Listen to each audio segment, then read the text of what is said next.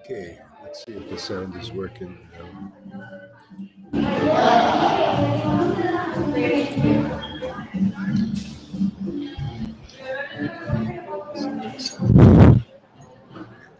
Okay.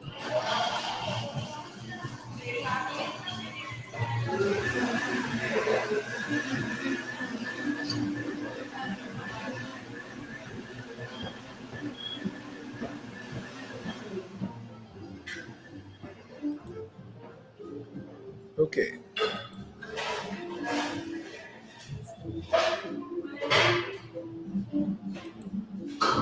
All right.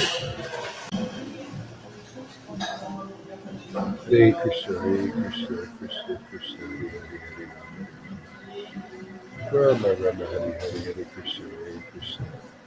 Okay, we got it. Yeah. So looks like Facebook is working again. Hare Krishna, Hare Krishna, Krishna Krishna, Hare Hare. I think we'll read a little bit here in a minute. Hare Krishna, Hare Krishna, Krishna Krishna, Hare Hare, Hare Rama, Hare Rama. Rama Rama, Hare Hare, Hare Krishna, Hare Krishna, Krishna Krishna, Hare Hare, Hare Rama, Hare Rama. Rama Rama, Hare Hare, Hare Krishna, Hare Krishna, Krishna Krishna, Hare Hare, Hare Rama, Hare Rama. Rama Rama, Hare Hare, Hare Krishna, Hare Krishna, Krishna Krishna, Hare Hare, Hare Rama, Hare Rama, Rama Rama, Hare Hare. Hare Krishna, Hare Krishna, Krishna Krishna, Hare Hare. Hare Rama, Hare Rama, Rama Rama, Hare Hare, Hare Krishna, Hare Krishna, Krishna Krishna, Hare Rama, Hare Rama, Rama Rama, Hare Hare. Hare Krishna, Hare Krishna.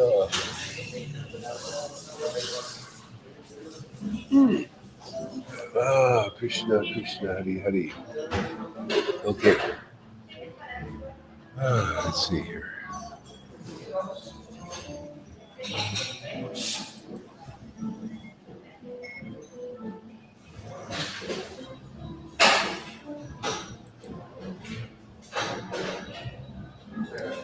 Krishna Krishna, Hare Hare, Hare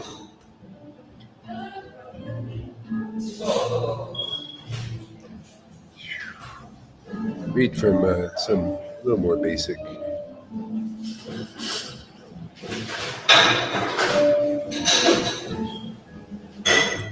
From Caitanya Charitamrita.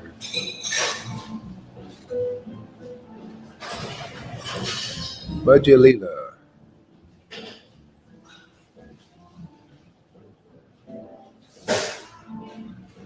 No, Srimad Bhagavatam.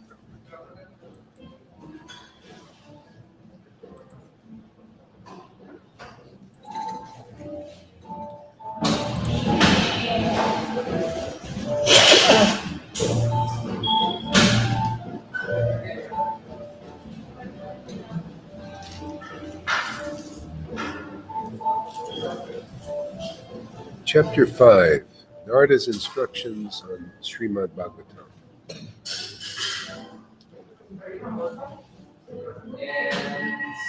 Sutta Goswami said, thus the sage amongst the demigods, amongst the gods.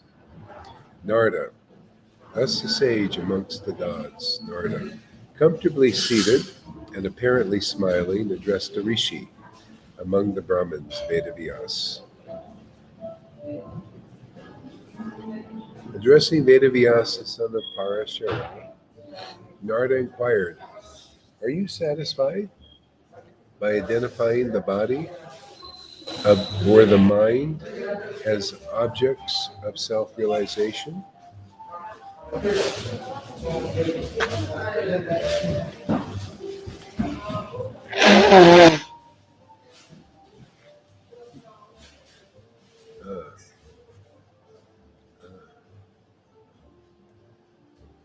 I like this. Are you satisfied? Lots of sound, yeah. Too much sound, probably. Yeah. Are you satisfied with your talks and your teachings? I think that's probably why Sadhguru left. He just kind of got probably bored with that mission, needed a new mission. because, you know, just it's identifying the body and the mind and or the emotions as objectives of self-realization. Like if you get your emotions fixed materially, your material emotions, you get them perfectly straightened out, then you're going to be good. You're good to go. That's realization. Right? Yeah, or your body, you get healthy, you work out in gyms and have the right diets and all that stuff. This is the objective of life. You notice a lot of the people, they think this is all enlightenment. Yeah. So Vedavyas was, for the religionists, was teaching, oh yeah, get all your Varna and Ashram down, your material duties, and your follow the ashram process, the Varna and Ashram, you know, be, start out be a brahmachari and then learn this and learn that and study the Vedas. And this is the objective of life, to perfect Varnashram Dharma. See, Narada even said about that. And so it was kind of a joke. He says, what, you're not satisfied? See, and that's what the bottom line in life is. People need to ask themselves, are you satisfied doing what you're doing? Are you satisfied? Are you satisfied teaching this or learning this? See, because if you get to a point where you get kind of bored with it, then you start to look for something else.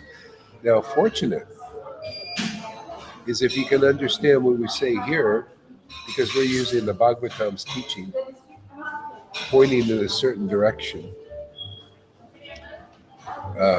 That direction that was Vedavyas was pointing, we're pointing the world in that same direction now. See? Everything practically being taught in this world,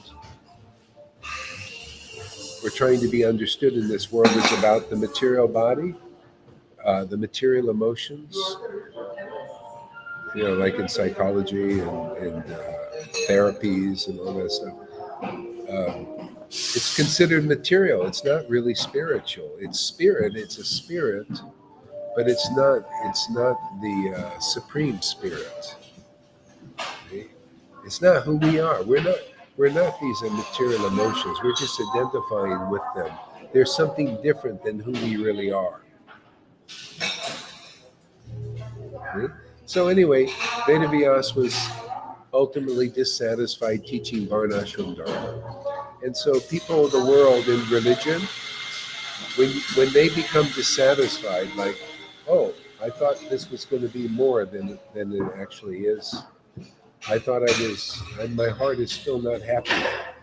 And a lot of times people don't know why their heart is happy. Vedavyas didn't. Why is my heart not happy? I did all this welfare work for the world. I saved the soil. I mean, even Sadhguru will come to a point where he'll say, how come my heart is still not happy? I gave up being my guruship. I don't know if he did or not, but, and now I'm saving the soil. I'm trying to do good deeds, and my heart's still not happy. Then he'll be ready for what we're doing. So everybody is in a certain process, negating, to try to find out who we really are or what will really satisfy us, and like, who am I? Who is this us? Nobody knows. It's a great secret. It's a great, great mystery. Who am I? So this is really the essence, man. This question is a question not even Socrates could ask or answer. That's how amazing these books are. That's how amazing this knowledge is.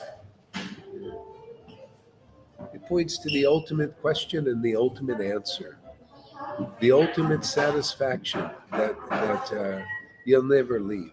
It's like, Ananta Sesh, he's sitting there speaking about the glories of the Supreme Personality Godhead, the Absolute Truth. never tires.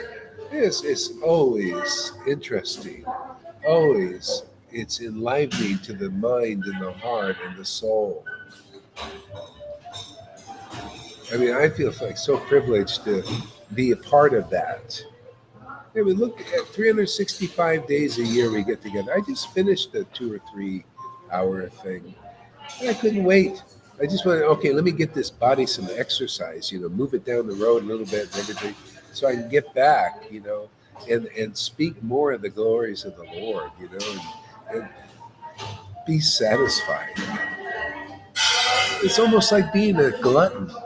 That's why the Charyas use these names like lust, gluttony, in glorification of this path, this spontaneous devotional service. You become like a glutton. You never.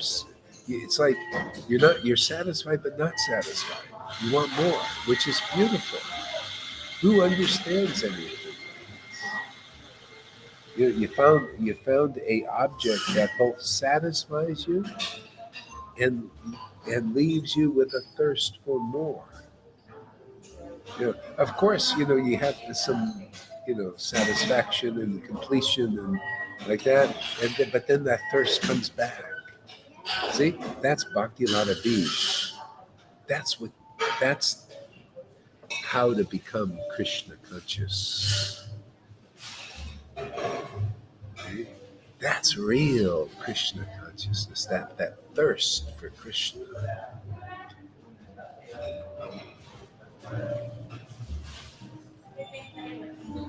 Yeah. That's how we roll here, man. That's the teaching. See? That's why, see, when I read Srimad Bhagavatam, I look for that essence.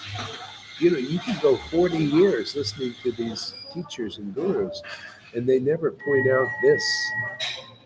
Oh, dear Veda Vyas, why aren't you satisfied? Teaching about the body and the mind and the emotions it includes as objects of self-realization. It'll never satisfy completely anybody. You got to get what we got here. See, because the object of self-realization here is what? Oh, the body and the mind and the emotions. Oh, what a paradox. I just contradicted myself. And I'll say what Krishna says, oh, Arjuna, that's my forte. That's what I do, contradict myself, man. And very beautifully, very profoundly, in an instructive wise. See?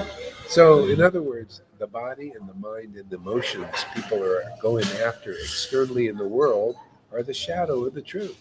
We should be going after Krishna's body. See? His body, his mind, his emotions. Oh, see, his body is the word, man. Is the conception. See, the perfect concept of the absolute truth. Ah, that is the body of the Lord. See, but you can't relish it. It's kind of like bread. It needs butter. It needs to be buttered up, man. And that you need a woman to do that. You need a woman to flatter the Lord. See, what is that woman? That's that devotion. Oh, the emotions. Oh, there we go. Another part of the body of the Lord, the emotions. But not just material, spiritual. That's why you see the devotees here. Many of them have spiritual emotions. My God, what an amazing feat. What an amazing miracle. You people think raising the dead is a miracle. This is a real miracle because you raise the living dead into life everlasting. What is happening here every day is something only happened once in a while. But you don't hear much about the Holy Spirit, the devotional spirit. Back at the time, you hear the Pentecost. And then you don't hear much, you know, about its active dealings. When you come here, you see the active dealings of the Holy Spirit, which is this. It's the devotional body of God. You know, it's his motivation, it's his power, it's his use. It is bhakti, devotion.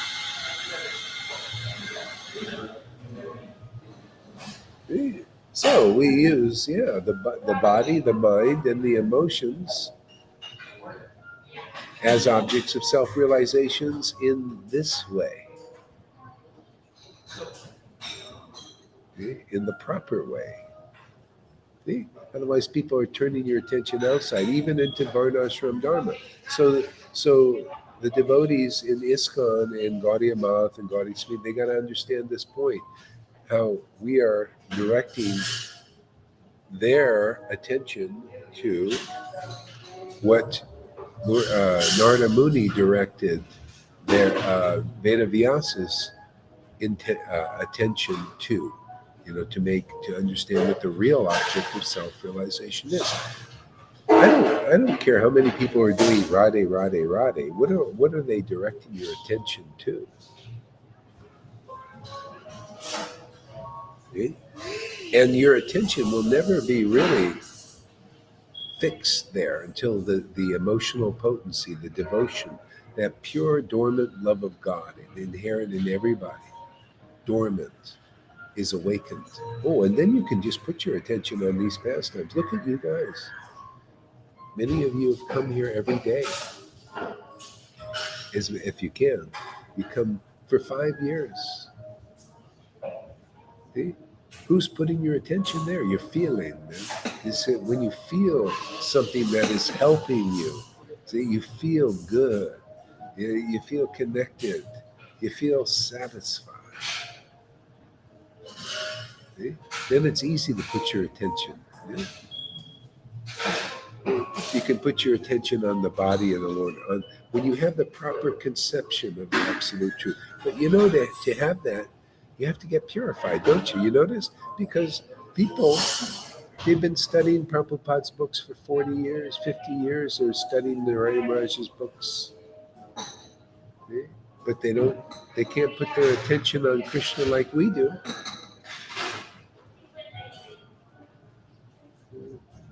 Yeah, they do for a while. They give a little class or everything that says, okay, now it's time to do all these rules and regulations. See, they don't have the realization that, oh, this is all I have to do, man. Let me just chant Hare Krishna in ecstasy. Oh, let me just talk about the perfect conception of the absolute truth. A well-formed word of the Lord. See, because we're looking at that beautiful form of Radharani. Yeah, that's the secret. In a beautiful form, with all those beautiful ornaments we were talking about, she has.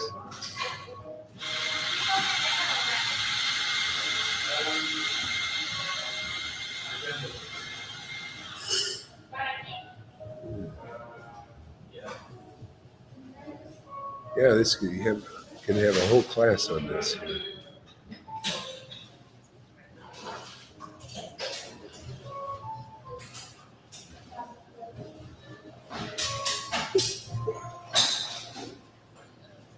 Okay, let's see what else we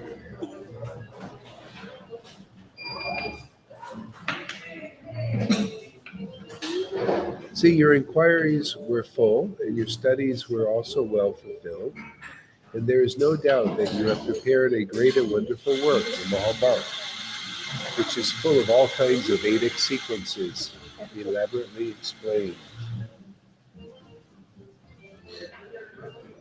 Your inquiries were full, and your studies were also well fulfilled. You have delineated the subject matter of impersonal Brahman, as well as knowledge derived therefrom. Why should you be despondent?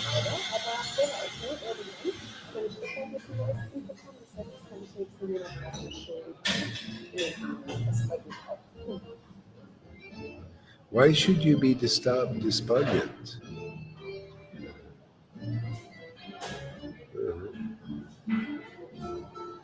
Oops. In spite of all this, thinking that you are undone, my Prabhu.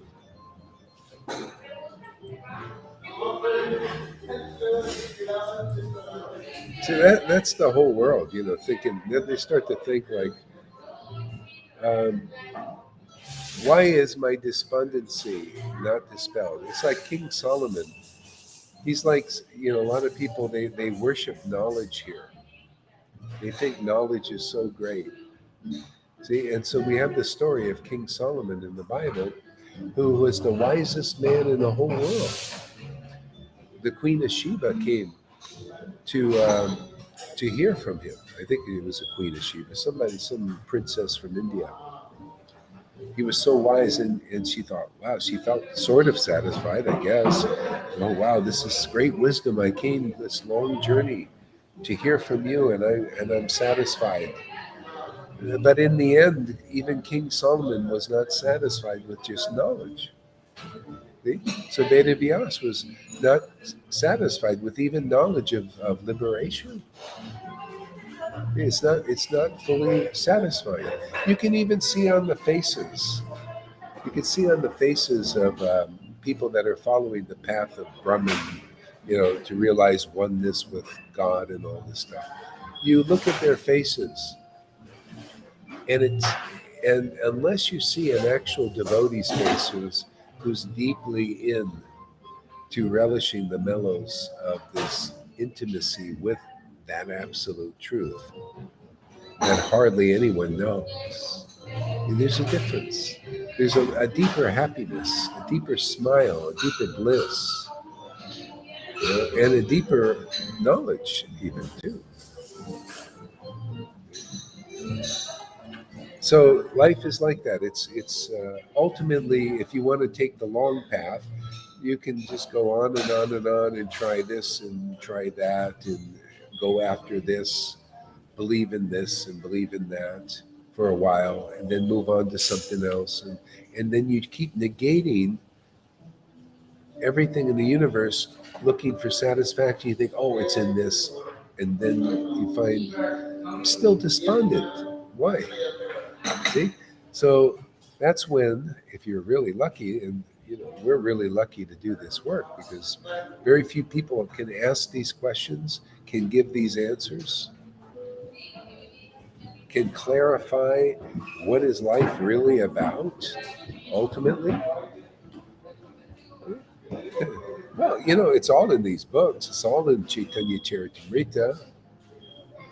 Lord Chaitanya came here to relish uh, transcendental mellows of these intimate exchanges with his devotees. It's pretty simple. Okay? But to understand that, if you have to meet somebody who understands that, and then they have to tell you that that's what it's about. They have to show you that's what it's about. You have to see them relishing transcendental mellows. Intimate relationship with the Lord. In other words, how does it practically? Chanting Krishna's name in ecstasy. Chanting his pastimes and relishing the ecstasy and the intimacy and the revelations of that. Now you're looking at reality. You're looking at the ultimate reality, the one that hardly anyone ever sees, especially in the Kali Yuga.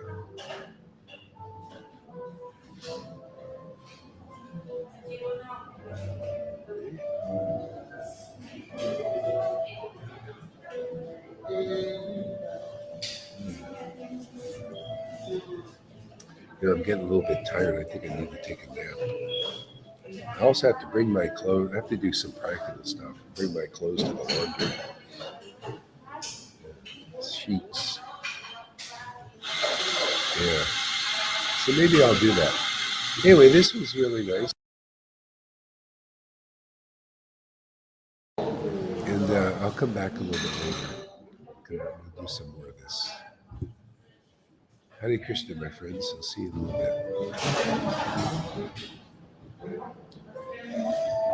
bit.